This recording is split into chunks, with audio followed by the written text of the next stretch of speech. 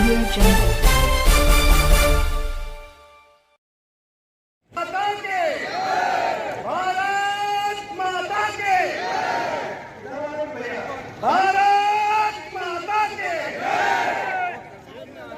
लखीमपुर जनपद की गोला विधानसभा के उपचुनाव में आयोजित जनसभा में हमारे बीच में मुख्य अतिथि में उपस्थित है अमन गिरी जी, जो हमारे पुत्र समान है।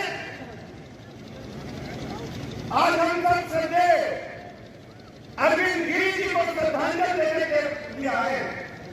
इसलिए हमने तय किया कि नौजवान पीढ़ी को आगे बढ़ाने के लिए हम अपनी जगह अपने बेटे को मुख्य अतिथि के रूप में घोषित करेंगे। इस सभा में मंच पर हमारे बीच में आदरणीय गिरीश प्रसाद जी, कैबिनेट मंत्री, आदरणीय भाई जी, माननीय मंत्री हमारे साथ लंबे अरसे से लोकसभा में काम कर चुके सांसद सीतापुरा राजेश वर्मा जी, आदरणीय मोटा जी, रेखा वर्मा जी, संतोष सिंह जी, योगेश वर्मा जी, माननीय विधायक आदरणीय सुनील सिंह जी, जिलाध्यक्ष आदरणीय विधायक चंद्र अवस्थी जी, आदरणीय विधायक शशांक वर्मा जी, आदरणीय शरद अवस्थी जी, आदरणीय नरेंद्र सिंह जी। इस चुनाव से उत्तर प्रदेश सरकार की सेहत पर कोई असर नहीं करेगा, लेकिन भारतीय जनता पार्टी के लिए चुनाव बहुत महत्वपूर्ण है। महत्वपूर्ण इसलिए है कि अरविंद गिरी जी ने जो बोला विधानसभा क्षेत्र में विकास की अलग जगाई थी, विकास की रूपरेखा खींची थी, उसको हमें आगे बढ़ाना है, उसे जलाए रखना है। ये काम हमारा बेटा अमन गिरी करेगा। ये अमन गिरी को भारतीय जनता पार्टी ने सौंपा।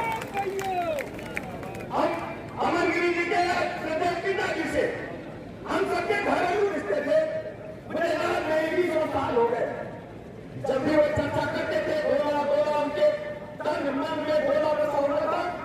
गोला के विकास के लिए लगातार उनके मन में चिंता रहती थी, पीड़ा रहती थी। जब वो अंतिम समय उनका आया, तब भी उनके मन में गोला की चिंता थी। भगवान भोलेनाथ का मंदिर को भव्य कॉरिडोर बने, उसके लिए निरीक्षण करने के बाद ही उनको हार्ट अटैक आया। आप सोचे कैसा व्यक्ति जिसके मन में गोला के चतुर्मुखी विकास की एक ज्वाला हो, वो ज्वाला अचानक बुझ जाए, ये संभव नहीं है। इसलिए मेरे गोला के मित्रों, भाइयों तथा बहनों, हमको अपने बेटे अरविंद गिरी को ऐतिहासिक वोटों से जिता करके प्रदेश की विधानसभा में भेजना है। अरविंद गिरी जी कोई साधारण व्यक्ति नहीं थे। उन्होंने अपना पूरा जीवन गरीबी में शुरू करके आम जनता मिलते थे, चर्चा गोला की करते थे, गोला के डेवलपमेंट की करते थे। मैं तो कहना चाहता हूं, अपने विपक्षी दलों से कहना चाहता हूं, आपको सोचना समझना चाहिए। हमारा भाई अरविंद गिरी चला गया, आपको राजनीति की सूची है। मैं गोला के लोगों से कहना चाहता हूं, अमन गिरी हमारा बेटा है, अरविंद गिरी हमारे भाई थे। आप लोगों से अपील करना चाहता हूं, जो व्यक्ति हमें छोड़कर जाता है, उसको वास्तव में उसके सपनों को साकार करने के लिए हमें अमन गिरी को एक वोट देना चाहिए, एक वोट देना चाहिए। चाहे समाजवादी पार्टी के लोग हो, चाहे बहुजन समाज पार्टी के लोग हो, या दीगर दलों कांग्रेस पार्टी के लोग हो, अपनी आत्मा की आवाज पर झांक कर देखना। अरविंद गिरी सबके लिए संघर्ष करने का काम करता था, किसी को भी छोड़ने का काम कभी भी अरविंद गिरी ने नहीं किया। और आज जब हमारे परिवार पर मुसीबत आई है, हमारा भाई चला गया है, तो अमन गिरी के खिलाफ नॉमिनेशन भी करने की हिम्मत विरोधी दलों को नहीं करनी चाहिए। यही भारतीय संस्कृति है, यही भारतीय परंपरा। मैं कहना चाहता हूं, ये तो हमारी व्यक्तिगत बात हो गई, लेकिन भारतीय सभी पार्टियों का तुलनात्मक अध्ययन करेंगे। आजादी के 70-75 साल बीत जाने के बाद भी पंडित दीनदयाल उपाध्याय जी के एकात्म मानववाद को जब धरा पर किसी ने उतारा है, तो आदरणीय प्रधानमंत्री नरेंद्र मोदी जी ने उतारने का काम किया है। पंडित दीनदयाल उपाध्याय जी की सोच थी, जब तक गरीब और अमीर की खाई नहीं मिटेगी, गरीब झोपड़ी में रहेगा, छप्पर में रहेगा और बड़े आदमी अट्टालिकाओं में रहेंगे, तब तक भारत का संविधान पूरा नहीं हो सकता, आजादी के सही माने पूरे नहीं हो सकते। इस सोच को आगे बढ़ाने का काम जब किसी ने किया तो आदरणीय प्रधानमंत्री नरेंद्र मोदी जी ने किया। सबको निःशुल्क आवास देने का काम किया, सबको निःशुल्क शौचालय देने का काम किया। शौचालय के बारे में कहते हैं छोटी बात है, अरे भैया अगर किसी बुजुर्ग को, किसी बेटे को, किसी बहन को अगर दिन में पेट खराब हो जाए तो कहां जाएगा? मैंने रात को देखा है गांव में, जब हमारी बहनें सड़क के किनारे बैठती थी, कोई गाड़ी की हेडलाइट आती थी, विपरीत परिस्थितियों में हमारी बहनों को, माताओं को खड़ा होना पड़ता था। ये पता देश के 60% लोगों को शौचालय देने का काम हमारे नेता आदरणीय प्रधानमंत्री नरेंद्र मोदी।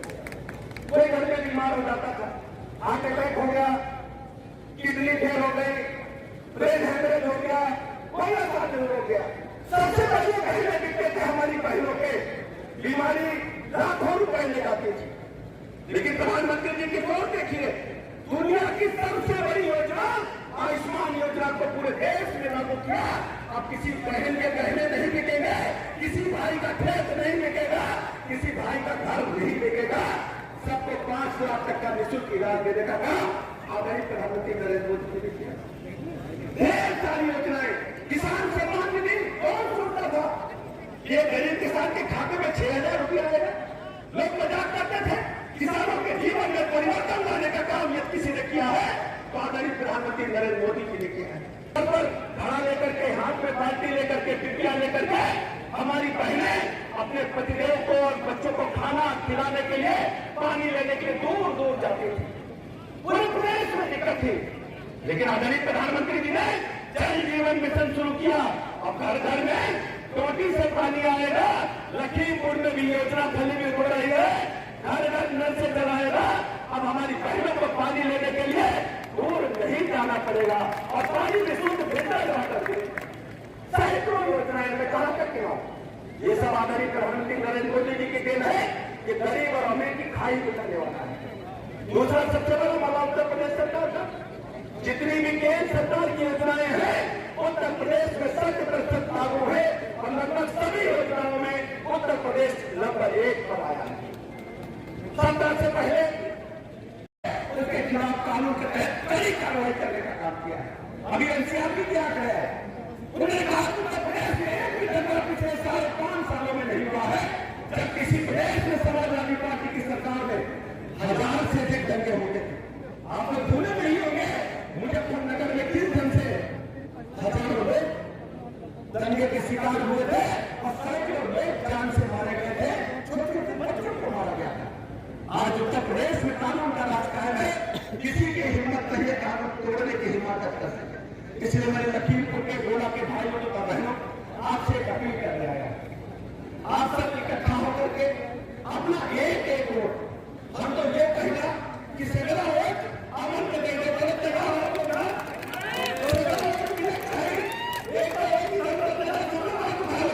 अमनगिरी